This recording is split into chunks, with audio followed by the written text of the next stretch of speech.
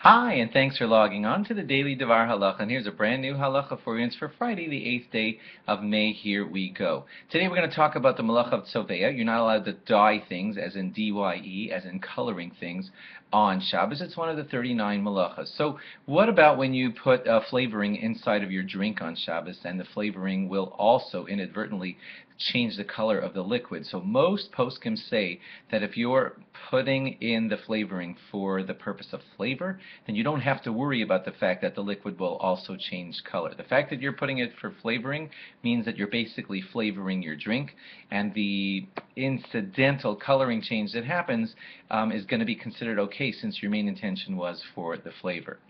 But if your main intention is for the coloring, like let's say you're preparing a bunch of decanters of water to be the centerpieces at your Shabbos afternoon thing, and you're pouring food coloring into each one of the decanters so they'll all be pretty colors, well, there you're dyeing the water a color. That's what you're intending to do, and so you're not allowed to do it that way on Shabbos.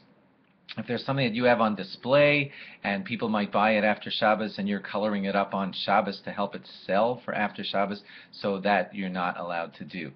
And now a bunch of no's, a bunch of things that you cannot do, because they're all generally somehow in one way or another fall under the category of dyeing or coloring things on Shabbos. You're not allowed to do them. Here they go.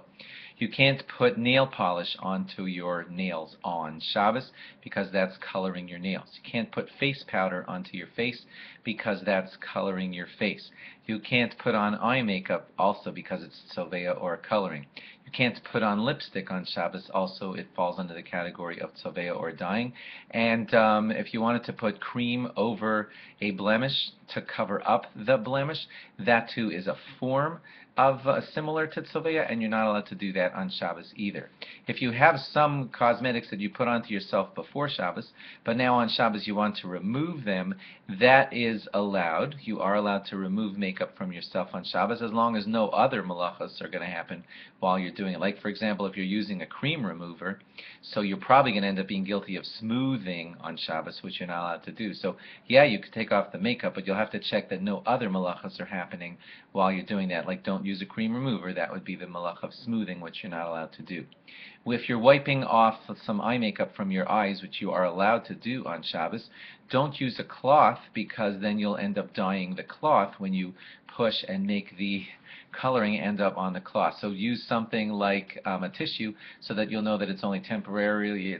If coloring ends up on a tissue, we don't call that dyeing. And lastly, there are certain type of urine tests where you stick a little test strip into the urine, and the color that it changes to helps tell you certain things. You're not allowed to do that on Shabbos. It also, in one way or another, falls under the category of dyeing. If it's for a seriously important medical condition, then check with your doctor and your rabbi first about what you should be doing, since it may be medically important. But generally speaking, assuming that won't be the case, then you're not allowed to be doing it on Shabbos. Thanks for logging on. Log on again after Shabbos for more. Have a great Shabbos. Bye-bye.